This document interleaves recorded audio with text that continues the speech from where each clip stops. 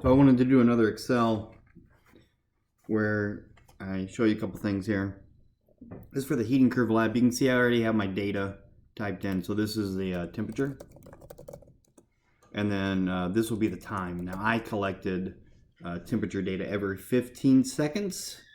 So, you know, don't necessarily pay attention to the time over here unless you did 15 seconds as well. So just typing in all the temperatures took me a while. I don't want to have to type in all the times as well.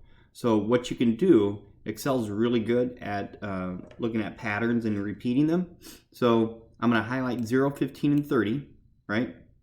So again, I already had my temperature up here, 0, 15, and 30. And then I'm just going to double click that green node right there.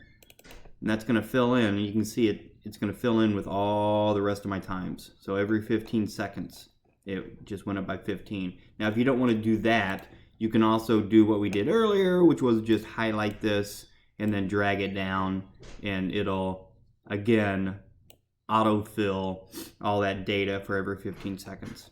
Okay? So that's our time. If you want to make that a table, we can make that a table. If you don't, you don't have to necessarily. But then we're going to plot time versus temperature. That's number versus number. Time is going to be on the x-axis. Temperature is going to be the y-axis.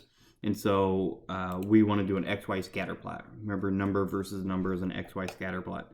So we're going to insert chart, and we're going to do, we're actually going to want it connected this time so we can see that smooth curve. So it's going to look like that.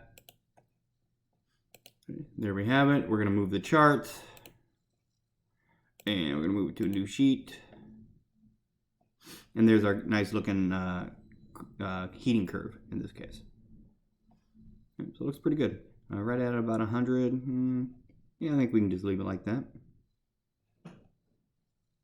You know, fill out your titles, your axes, labels, all that fun stuff as well. Don't forget that.